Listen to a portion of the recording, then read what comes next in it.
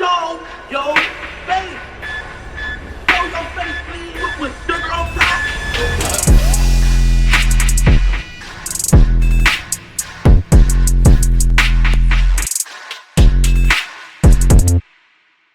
Hey, what's up, y'all? Y'all know my slogan. I don't know it all, but I know what I've been through. Now, before we get into this video, make sure you check us out on Patreon at www.patreon.com/Hookah Anonymous _. You guys been telling us to create one for the longest, so we recently created a community where we will upload videos that we can't share on YouTube due to their guidelines. We'll also be dropping the latest THF first, behind the scenes information that you wouldn't find anywhere else on our socials. So make sure you become a member, and after you do that, head over to our official Instagram page at Hookah Anonymous _ and follow us there. Now without further ado, let's get into what you guys came here to see. Now, reports have came out that THF Twin was shot and unalive, but the irony is that no one knew how it happened or what happened. The worst part about it is that the person who was suspected of taking Twin's life admitted to it on social media and also made claims that his brother Lil Twin ran on him while everything transpired. Now before we get into it all, let me just say that Chicago lately been on another level when it comes to bodies dropping. Not only has it been on another level, but it seems like the bodies are seeming to be the guys a lot of us are familiar with within the drill culture. At the time of THF Twin's passing, it also occurred the same time as 800 TJ's passing, who was recently shot and unalive while he was on the expressway by unknown suspects. This will also come after 800 TJ would troll another individual about taking his weapon just hours before, and some believe that individual may have gotten get back. We did a video on that already, so if y'all want to check it out, we'll leave a link pinned in the comments for y'all to go see. Now when it comes to THF Twin, his brother Lil Twin has reacted to his passing on social media, and he's speaking as if whatever situation they got into was a backdoor, meaning that things may have been set up for someone to lose their life from the jump. We've heard prior that they was part of a robbery that went wrong, and although some people said that it was false, Lil Twin basically confirmed it in one of the posts on social media.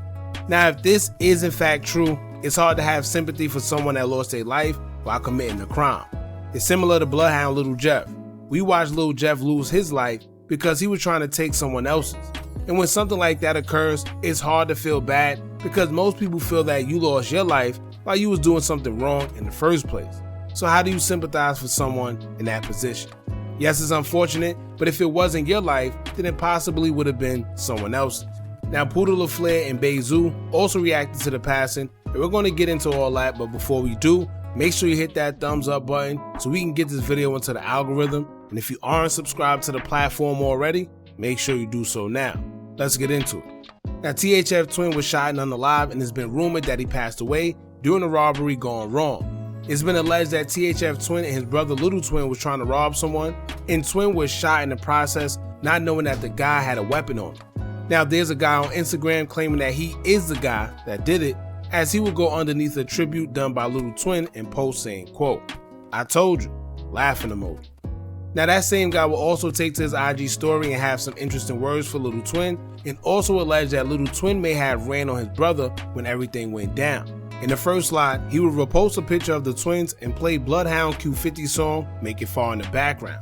Then in the next slide, he would have something to say as he would take to his IG story and say, quote, "I don't know why Little Twin but lying. He ran," laughing emojis. "But I'ma shut up, let baby bro have the internet." Then in the next slide, he would say, quote, "If you out here trying to rob, make sure you check me all the way. Ask dude brother, his butt didn't make it far." Now what it seems to me is they tried to rob him and may have completed the mission, but when they went to leave after robbing him, he shot at them and ended up striking THF Big Twin. I say that because of the context in which he said his butt didn't make it far. That's the only thing I could think of because I'm sure when they went to rob him, they had weapons. So how else would he manage to shoot without getting shot if it's two of them? I don't know, that's just a thought. Plus, we're not even sure if he is in fact the guy that actually did it. Could just be a guy trying to get clout, who knows.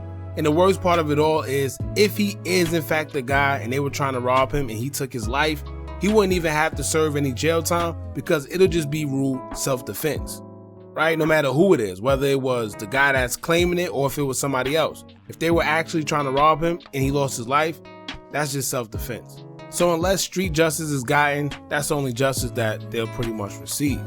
However, let's get into what THF Twin had to say, because during his tributes to his brother, he mentioned the situation being a backdoor from the beginning, and he didn't even want to go do whatever they was doing. He would take to his IG and post a picture of him and THF Twin and caption it saying, quote, "I love you, big bro. On trouble, I got you.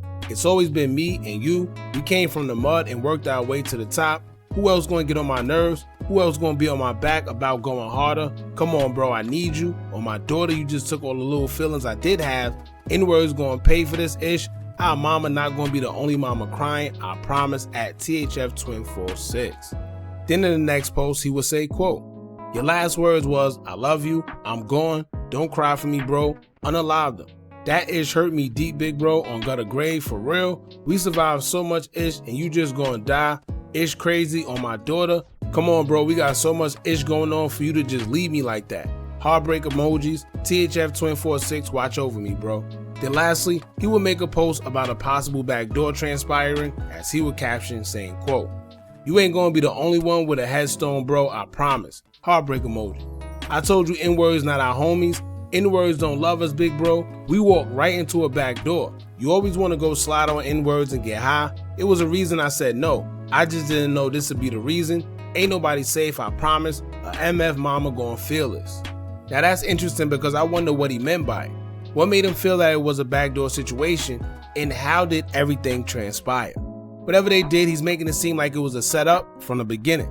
But if they went to rob someone and it transpired, what's backdoor about that? But however it go, I'm sure he would know more than us, because he was actually there. He said his brother passed away in his arms. So if he's alleging it was a backdoor situation, something had to happen for him to say that. Now most people were waiting for a response from guys such as THF Bayzoo, and he knows it. He will react, but also acknowledge that people want to see how he feels, but he doesn't have a reaction because he lost too many guys.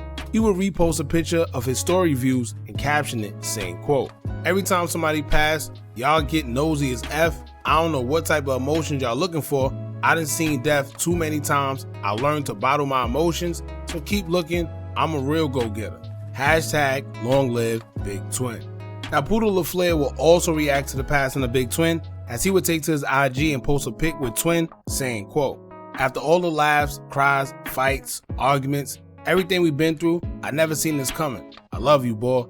Then he would take to his IG story with another message, as he would say, quote, "I always believed in you even when I was in a better position.